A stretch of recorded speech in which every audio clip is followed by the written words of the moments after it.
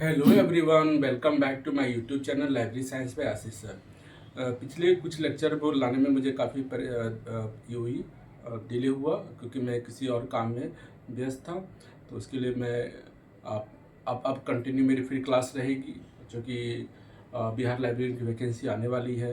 तो उसके रिगार्डिंग अगर चलिए हम लोग तैयारी करते हैं। फिर आज हम लोग का जो टॉपिक है वो लाइब्रेरी क्लासिफिकेशन MCQ सीरीज 1, क्योंकि इसमें ऐसे तो क्लासिफिकेशन में बहुत सारे क्वेश्चंस आते हैं, तो फिर हम लोग एक दिन में तो कर सकते नहीं हैं। वो धीरे धीरे सारे क्वेश्चंस को हम लोग कवर करेंगे। प्रैक्टिकल वाले कुछ क्वेश्चंस हैं जिनको समझना जरूरी है। ऐसे तो रटने के वाले बहुत सारे क्वेश्चन रहते भी हैं, तो उनको आपको रटना पड़ेगा। उसमें कोई कंसेप्ट काम नहीं करता है, बट जो आपको क्वेश्चन कंसेप्ट बेस्ड क्वेश्चन है उसमें आपके गलती होने के चांसेस ज़्यादा रहते हैं। तो हम लोग उन कंसेप्ट बेस्ड क्वेश्चन को करेंगे ताकि गलती होने की संभावना कम हो जाए। ठीक है, तो आज हम लोग फिर से स्टार्ट करते हैं हमारा लाइब्रेरी क्लासिफिकेशन MCQ सीरीज 1। चलिए इसमें हम लोग कुछ क्वेश्चंस को करते हैं। Which of one of the following is an example of almost faceted schemes of classification. मेरे प्लेलिस्ट में मैंने स्कीम्स ऑफ क्लासिफिकेशन को डाल के रखा है। आप वहाँ से यदि चाहें तो आप डिटेल्ड में स्टडी कर सकते हैं, और इस स्टडी करने के बाद मैं जो क्वेश्चन करा रहा हूँ आपको मेरे प्लेलिस्ट में बताए गए टॉपिक से ही रिलेटेड MCQ है। तो अगर वहाँ आप ज़्यादा डिटेल में पढ़ना चाहें तो वहाँ से भी आप पढ़ सकते हैं। चलिए, क्वेश्चन है कि example of almost faceted schemes of classification कौन सा हो सकता है। चलिए यहाँ पर देखते हैं कि कौन सा हो सकता है और कौन नहीं हो सकता है, इनको भी समझना जरूरी है। देखिए, राइडर्स इंटरनेशनल क्लासिफिकेशन जो है वो बोला जाता है enumerative scheme of classification. Enumerative schemes of classification, ये इन्यूमरेटिव में आ जाता है। DDC क्या आ जाता है? ऑलमोस्ट इन्यूमरेटिव आ जाता है। ऑलमोस्ट इन्यूमरेटिव, ऑलमोस्ट इन्यूमरेटिव आ गया। UDC क्या आ जाता है? Almost faceted, almost faceted. और यहां क्या है आपका? Almost faceted. तो क्या आ जाएगा हमारा राइट आंसर? क्या आ जाएगा?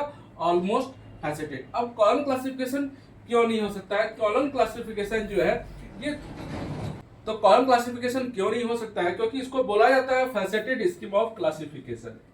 Faceted scheme of classification.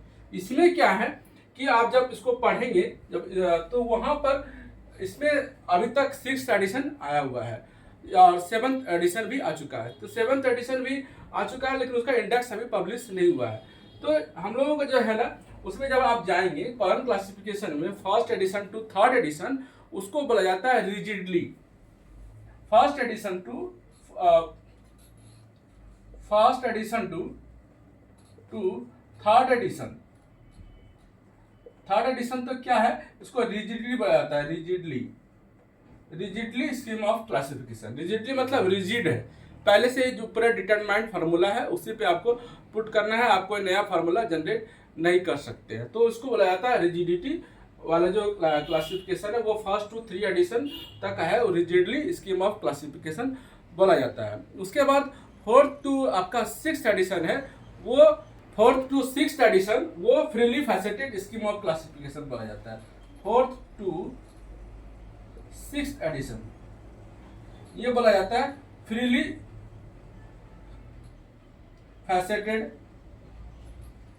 Scheme. और जो आपका 7th एडिशन है वो बोला जाता है, 7th एडिशन वो बोला जाता है fully freely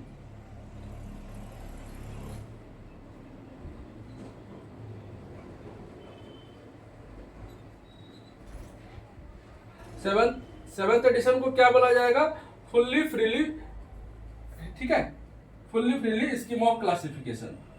fully freely faceted scheme of classification. Faceted scheme of classification. तो हम लोग देखें ना कि 1st to 3 एडिशन क्या है, 4th to 6th एडिशन क्या है और 7th एडिशन क्या है। तो हमारा यहाँ जो क्वेश्चन है कि ऑलमोस्ट फैसेटेड, तो ऑलमोस्ट फैसेटेड हमारा क्या हो जाएगा? Universal decimal classification.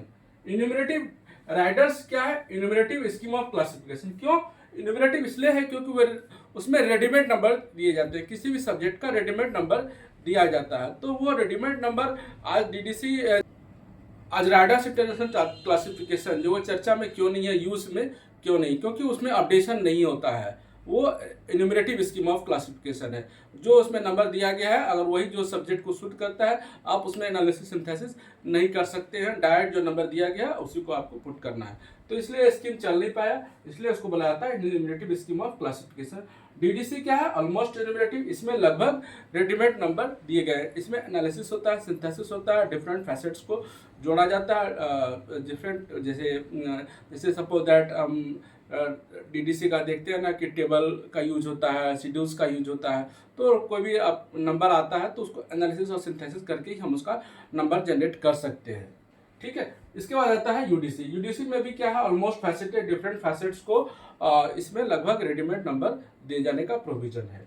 इसके बाद कॉलम क्लासिफिकेशन हम लोग जानते हैं कि फैसेटेड स्कीम ऑफ क्लासिफिकेशन। तो आप कंफ्यूज ना कीजिएगा, almost faceted, faceted, freely faceted, almost enumerative, enumerative, बहुत तरह के स्कीम्स है। आप कंफ्यूज नहीं करना है, इसलिए आपको डिटेल में इसको थोड़ा पढ़ लीजिएगा इसको। नेक्स्ट आते हैं हम लोग, which one of the following is an example of enumerative scheme of classification. यहाँ देखिए इस इन्यूमरेटिव हमने क्या बनाया, यहाँ राइडर्स, तो यहाँ हमारा क्या हो जाएगा, राइडर्स। ठीक है। तो ये क्या हो जाएगा, डीडीसी क्या हो जाएगा, फिर यहाँ पर भी हो जाएगा ऑलमोस्ट इन्यूमरेटिव, ऑलमोस्ट इन्यूमरेटिव, कॉलम फैसेटेड, और ये आपका ऑलमोस्ट फैसेटेड, ऑलमोस्ट फैसेटेड। तो हम लोग चाहे किसी भी तरह का क्वेश्चन रहे, इन्यूमरेटिव रहे, ऑलमोस्ट इन्यूमरेटिव रहे, फैसेटेड रहे, फुल्ली फ्रीली फैसेटेड रहे, फ्रीली फैसेटेड रहे, तो आपको कंफ्यूज नहीं करना है। इसमें ज़्यादातर स्टूडेंट्स कंफ्यूज कर जाते हैं, फुल्ली की जगह फ्रीली को टिक करेंगे, फ्रीली इन्यूमरेटिव की जगह ऑलमोस्ट इन्यूमरेटिव को टिक कर देंगे। इसलिए पूरा इसको डिटेल में आपको पढ़ के जाना है, पढ़ लेना है इसको। ठीक है। तो हमारा दो क्वेश्चन हुआ।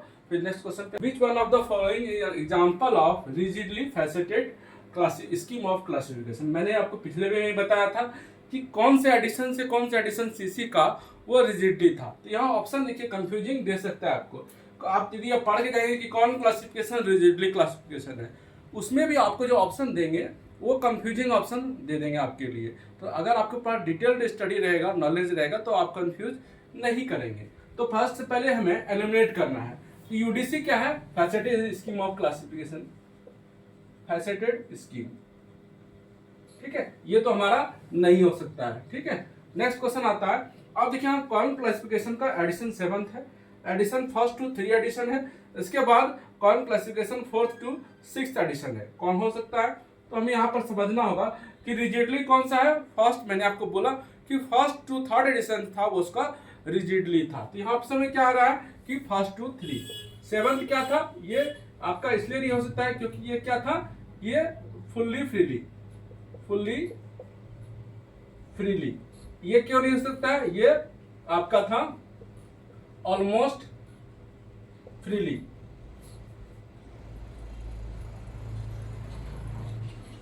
ये क्यों नहीं हो सकता है कि आपका column classification 4th to 6th addition है वो ऑलमोस्ट फ्रीली था, बट या इसको बोल सकते हैं freely faceted scheme of, faceted scheme of classification. तो ऑलमोस्ट फ्रीली फैसेटेड था, यहाँ आपका फुल्ली फ्रीली है, तो 7th एडिशन। और ये कौन सा था आपका ये रिजिडली, रिजिडली। तो ये आपका राइट आंसर ये हो सकता है। ठीक है, ये होगा सी नंबर हमारा राइट आंसर। अब नेक्स्ट क्वेश्चन आते हैं, a person who designs a scheme of library classification. जिसने स्कीम को डिजाइन किया है, बनाया है, वो क्या कौन है। तो यहाँ पर ऑप्शन है क्लासीफायर, क्लासिफिकेशनिस्ट, लाइब्रेरियन और इंफॉर्मेशन साइंटिस्ट, या ऑप्शन भी दे सकता है आपको। तो जान लीजिए कि जिसने स्कीम को डेवलप किया है, डिजाइन किया है, वो क्लासिफिकेशनिस्ट होते हैं, और जो उस स्कीम को यूज करते हैं वो क्लासीफायर होते हैं। जैसे हम लोग यूज करते हैं, हम लोग किसी ने स्कीम को डेवलप नहीं किया, जब हम लोग स्कीम को डेवलप नहीं किए तो हम लोग कौन हो गए, क्लासीफायर, और जिसने स्कीम को डेवलप किया वो कौन हो गए, तो क्लासिफिकेशनिस्ट हो गए। तो ये हमारा यहाँ पर क्या होगा कि क्लासीफायर नहीं होगा, classification is the right, classificationist is the right answer. Librarian नहीं हो सकते हैं, लाइब्रेरियन भी कौन होंगे, कि क्लासिफिकेशनिस्ट नहीं होते हैं लाइब्रेरी में, क्या करते हैं, यूज करते हैं, तो वो नहीं हो सकते, इंफॉर्मेशन साइंटिस्ट भी नहीं होंगे, क्योंकि यहाँ तो राइट आंसर क्या हो जाएगा, क्लासिफिकेशनिस्ट। नेक्स्ट हम लोग क्वेश्चन पे आते हैं। फिर चलिए फिर हम नेक्स्ट क्वेश्चन पे आते हैं। Who coined the term modes of formation of subject. Modes of formation of subject को मैंने अपने प्लेलिस्ट में वीडियो अपलोड किया है, आप वहाँ से भी इसका डिटेल्ड स्टडी कर सकते हैं कि modes of formation of subject कितने तरह के होते हैं, किन से किन तरह का सब्जेक्ट बनता है, बेसिक, कंपाउंड, कॉम्प्लेक्स। तो वहाँ पर आप जाकर के modes of formation of subject को निश्चित रूप से पढ़ लीजिए, और MCQ सीरीज भी आप उसके दिमाग में रखिए कि who coined the term modes of formation of subject. तो यहाँ पर चलिए क्वेश्चन का जो ऑप्शन है इसको एलिमिनेट करते हैं, हटाते हैं इसको। तो WCB सेयर्स कौन थे, ये रंगनाथन के गुरु थे। जब लंदन में गए ये एजुकेशन लेने के लिए, लाइब्रेरियन का, इनके पास लाइब्रेरी साइंस का कोई डिग्री नहीं था, तो वहाँ से इनके गुरु मिले WCB सेयर्स, तो ये नहीं हो सकता है।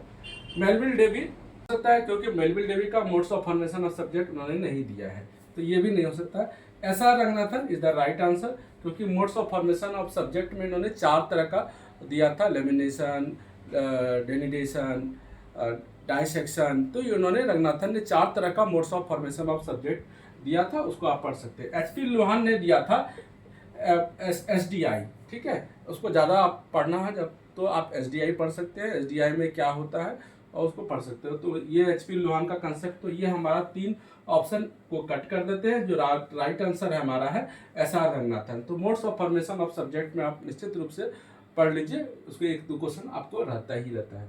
फिर नेक्स्ट क्वेश्चन आते हैं, a scheme mostly use in the libraries.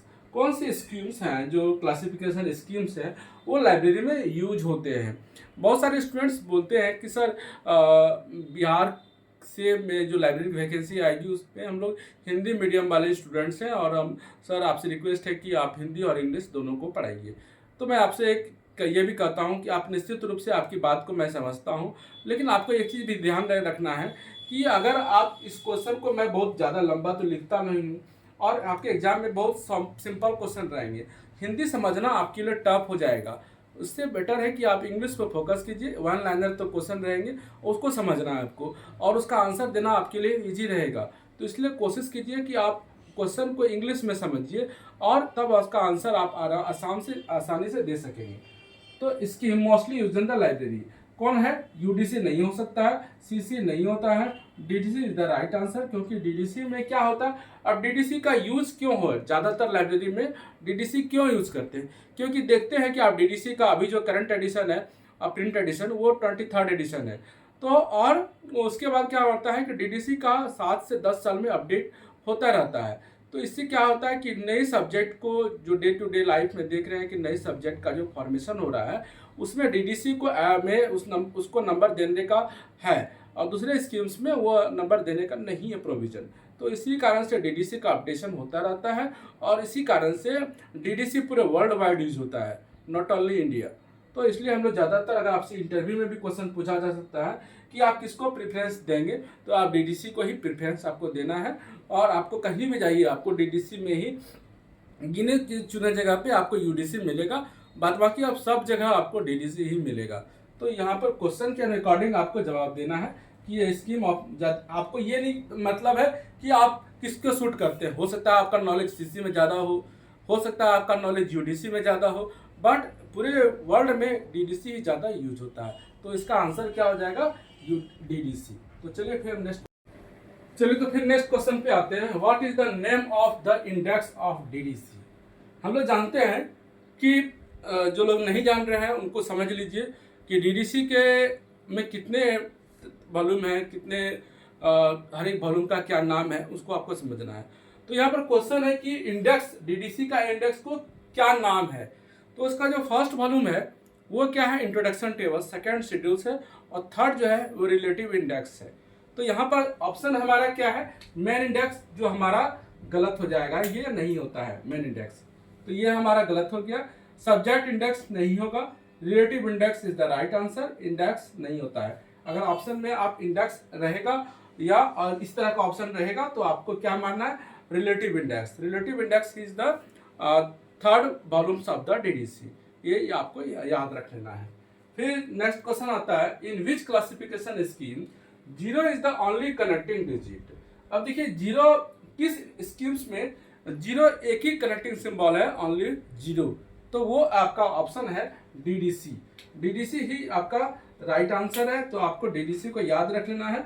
CC में क्या है, ये अल्फा न्यूमेरिक है, अल्फा न्यूमेरिक, ये भी क्या है किए गए हैं, तो आपको डीडीसी नहीं हो सकता है, और राइडर्स इंटरनेशनल ये भी नहीं हो सकता है, ये भी नहीं होगा, तो डीडीसी इज द क्या होगा, आपका राइट आंसर क्या हो जाएगा, डीडीसी। तो आप इसको, क्योंकि अब डीडीसी का कहाँ पर जीरो यूज होता है उस चीज को आप समझ लीजिए, क्योंकि डीडीसी में जब दो टेबल्स आ जाते हैं, जैसे फॉर एग्जांपल जैसे आपको आ जाएगा social status of Indians in Canada, तो आप टेबल 2 भी है और टेबल 5 है, तो दोनों टेबल को ऐड करने के लिए जीरो का यूज किया जाता है, इसलिए यहाँ पर एक ही कनेक्टिंग सिंबल जीरो का यूज किया गया है, जो किसमें है, आपका डीडीसी में है। चलिए नेक्स्ट क्वेश्चन पे आते हैं। फिर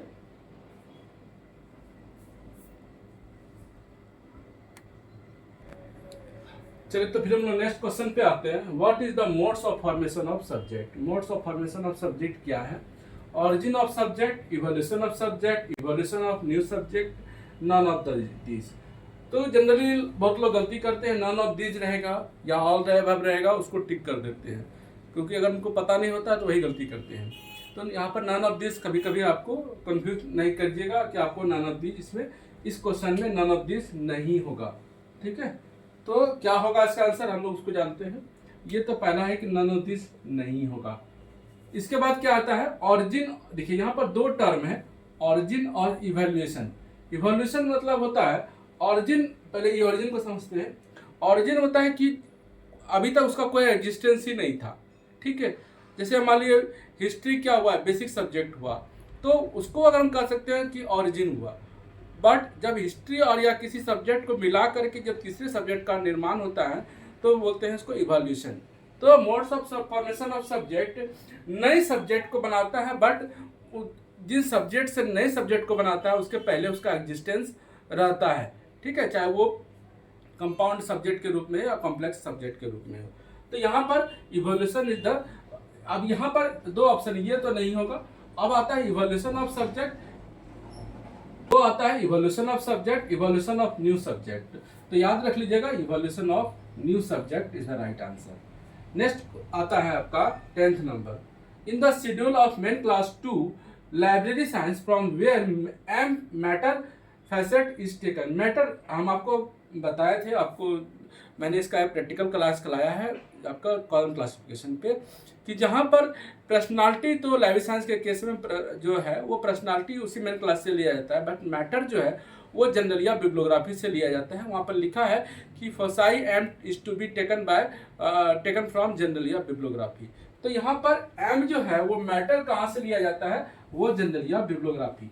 तो यहाँ पर सेम शेड्यूल नहीं होगा। अब यहाँ पर देखिएगा जनरलिया यहाँ पर भी है और जनरली यहाँ पर भी है, तो आप लोग ऑप्शन को देख करके कंफ्यूज नहीं कीजिएगा कि आप याद किए थे जनरली, तो याद अगर आप कर लिए तब इस क्वेश्चन का आप सही आंसर नहीं दे सकिएगा। अगर आपका कंसेप्ट है तो आप इसको सही आंसर दीजिएगा। तो जनरली बिब्लियोग्राफी इधर गलत होगा, बिब्लियोग्राफी भी गलत होगा, तो generalia bibliography is the right answer. तो आपको ये प्रैक्टिकल बेस्ड क्वेश्चन है, ये भी प्रैक्टिकल बेस्ड क्वेश्चन है, और ये modes of formation of subject जिन्होंने समझा है उनको बना सकेंगे। तो आज के लिए हमारा इतना ही। नेक्स्ट लेक्चर में फिर हम लोग लाइब्रेरी क्लासिफिकेशन एमसीक्यू की सीरीज करेंगे, और ये हमारी क्लास कंटिन्यू रहेगी। हाँ, बीच में थोड़ा ब्रेक हो जाता है किसी कारण की वजह से, लेकिन मेरा कोई उद्देश्य नहीं रहता है कि आपको ज़्यादा ब्रेक करें, लेकिन ऐसी परेशानियाँ आ जाती हैं जिसको हम लोग अवॉइड नहीं कर सकते हैं। इसी कंडीशन में मेरी क्लास ब्रेक हो जाती है। तो फिर चलिए हम लोग फिर से कोशिश करते हैं कि क्लास को फिर कंटिन्यू किया जाए एक सही समय पर, आप लोगों का कोर्स कंप्लीट हो जाए। बिहार लाइब्रेरियन की वैकेंसी अभी आई नहीं है, और आएगी तो फिर भी मेरी क्लास कंटिन्यू रहेगी। जब तक आपकी तैयारी नहीं हो जाएगी तब तक मेरी क्लास कंटिन्यू आपको बिहार लाइब्रेरियन एमसीक्यू सीरीज़ देता रहूँगा। और जो लोग तैयारी कर रहे हैं थोड़ा पढ़ते भी रहिए और एमसीक्यू सीरीज़ भी कीजिए। उससे क्या हो जाएगा कि आपका कंसेप्ट भी क्लियर होगा और आपका एमसीक्यू सीरीज़ भी हो जाएगा। ठीक है, तो आज के लिए इतना ही, फिर नेक्स्ट लेक्चर में मिलते हैं। धन्यवाद।